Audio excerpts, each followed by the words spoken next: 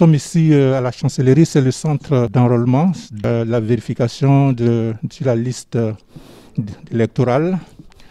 Pour vous dire que les opérations ont bel et bien commencé. J'ai avec moi le président de la CERD, c'est la commission électorale de la représentation diplomatique ici aux États-Unis, M. Yacouba Koné. Avec lui, nous allons jeter rapidement un regard sur le début des opérations. Il va nous dire quelle est l'affluence et quelles sont les dispositions qui sont prises pour que les Ivoiriens, de façon massive, puissent venir s'enrôler. Bonjour, Monsieur le Président. Bonjour. Comment allez-vous? Très bien, très bien. Alors, les opérations ont bel et bien commencé, n'est-ce pas? Effectivement, les opérations ont commencé aujourd'hui autour de 9h. Et pour vous dire qu'à 9h10, il y avait déjà des gens qui attendaient. Comme quoi l'engouement est vraiment détaillé et que les Ivoiriens sont motivés. Ils sont prêts à se faire enrôler et se mettre sur la liste électorale 2020. Est-ce que devant cet engouement, vous n'avez pas observé des difficultés? Il n'y a pas des petits problèmes auxquels vous avez été confrontés? Ce qui m'inquiétait, c'était la formation de mes agents sur toute l'étendue du territoire américain. Mais il se trouve que tout est bien passé parce que d'habitude, nous avons les formateurs qui viennent d'Abidjan.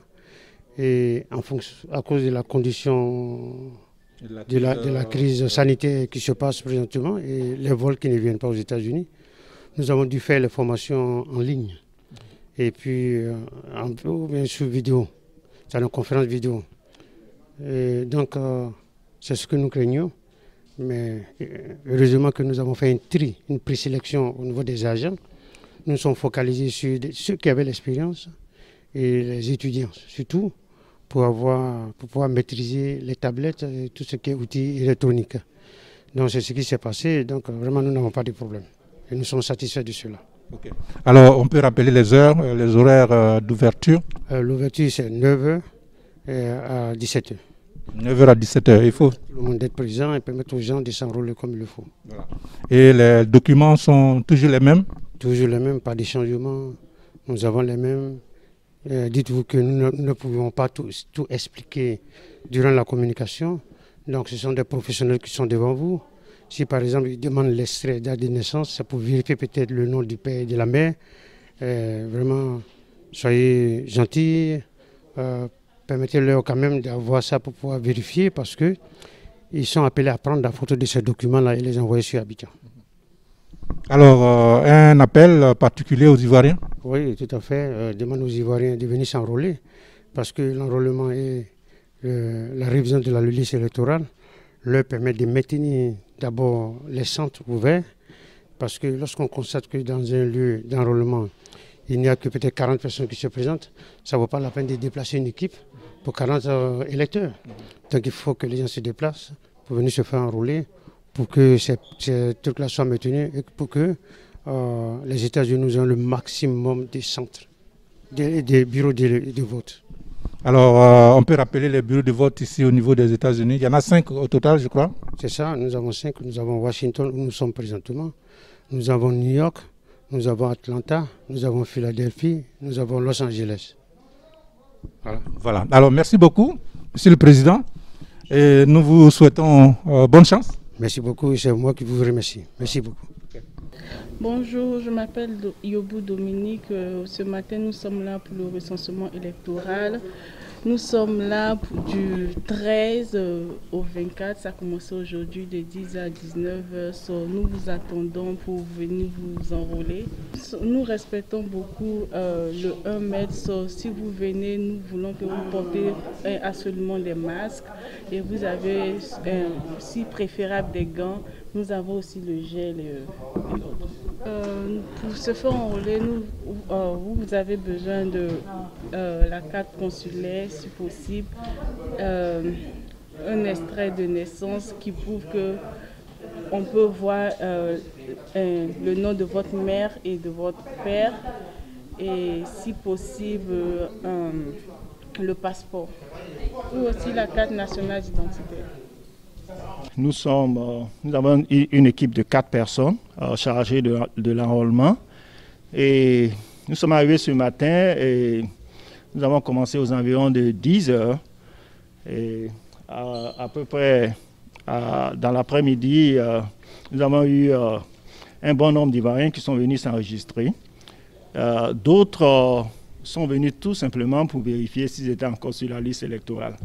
Nous encourageons tout le monde à venir et nous sommes ouverts tous les jours jusqu'au 24 juin de 10h à 19h, sans arrêt, sans interruption. Il y aura toujours des agents qui seront là pour enregistrer. Maintenant, ce que nous pouvons dire en matière de documents à fournir, il avait été dit qu'une seule pièce d'identité suffirait. Par exemple, la carte d'identité nationale, la carte consulaire, le passeport ou l'extrait de date de naissance.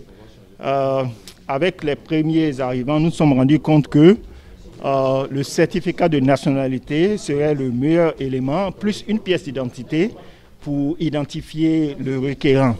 Donc le certificat de nationalité, même la copie suffirait, parce que sur le certificat de nationalité, nous avons le nom des parents et leur lieu et date de naissance, ce qui va nous donner tous les éléments pour pouvoir enregistrer le requérant.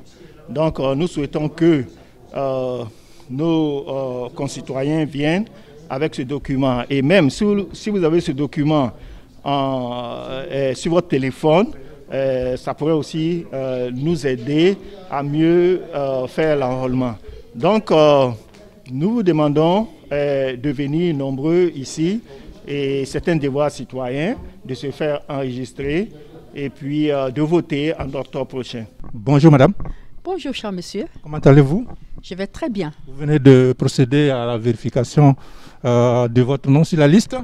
Non, je suis venu parce que je savais que mon nom n'était pas sur la liste, donc je suis venu pour me faire enrôler. Vous êtes venu vous faire enrôler, vous mettre sur la liste. Comment ça s'est passé? En fait, avec assez de difficultés, je suis venu donc parmi les premières aux environs de 11h15. Mais les premières difficultés se sont passées au niveau de l'information elle-même. Parce qu'ils n'ont pas éclairci au départ qu'il fallait 2 groupes de documents. Un document qui, c'est-à-dire, ils auraient dû le dire simplement, un document qui montre qui tu es, ton identité, et un document qui montre ton affiliation familiale, ton père et ta mère. Donc, sur les listes qu'on a reçues, ce n'était pas clair. Ils avaient mis des où. Donc, je suis venu avec plusieurs documents, mais finalement, j'étais coincé sur le fait que rien d'eux ne portait qui est ma mère, qui est mon père. Donc, ça a posé des difficultés. Et je me suis arrangée. Depuis la Côte d'Ivoire, on m'a fait venir par photo ces documents nécessaires. Et c'est tout à fait normal parce que je peux avoir pris, c'est vrai, ça montre que j'ai des passeports et tout ça, mais on veut savoir quand même qui m'a mis au monde. Même si le passeport montre que je suis ivoirienne, donc c'est ce qui a posé beaucoup de problèmes sur le manque d'informations qui n'était pas nécessaire. Ils ont même reconnu eux-mêmes que la CEI d'ici n'a pas très éclairci ça. C'est sur la pratique qu'ils ont vu que ça posait problème. Et donc, je ne me suis pas trouvée seule dans cette difficulté, mais c'est nécessaire. D'autant plus que je suis venue en éclaireur, parce qu'on a fait une réunion hier pour mieux expliquer les choses encore. Et donc, moi, j'avais proposé qu'on vienne les premiers, comme ça, on va voir les difficultés. Et maintenant, nous autres, on va donner l'information dans chaque État à des représentants de groupes. Donc, ça s'est bien passé finalement et je suis très contente. Alors, qu'est-ce que tu peux leur dire, ceux qui viennent après toi? Par rapport à cette difficulté, comment ils devraient s'arranger, qu'est-ce qu'ils devraient produire normalement? Voilà, donc pour ne pas perdre du temps, tu viens ici avec soit ton passeport, c'est-à-dire tu viens, il y a un groupe de documents d'abord dans lesquels tu dois avoir un seul, là où il y a ta tête et qui montre ton nom, soit le passeport, même s'il n'est pas valide, qu'il est périmé, ce n'est pas un problème, soit la carte consulaire, soit une pièce d'identité, même si elle est périmée. Ça c'est bien parce que ça te montre avec ton visage sur ce document. D'un autre côté, il faut avoir un document qui montre qui est ton père et ta mère. Le meilleur document, si tu l'as, c'est bien. C'est, comment on appelle ça, le certificat de nationalité. Mais il ne porte pas ta photo, donc il complète. Là-dessus, il y a ta mère ou ton père. Ou simplement ton extrait de naissance qui montre qui est ta mère et ton père. Voilà. Donc, il faut avoir, en plus de cela, ces genres de documents. Si encore mieux, tu as les photocopies des pièces d'identité de tes parents, de tes 2 parents, c'est bon. Voilà, donc c'est 2 groupes de documents, un de chaque. Okay. Voilà. Merci beaucoup. De rien, cher monsieur, je vous souhaite une bonne journée et puis on se verra.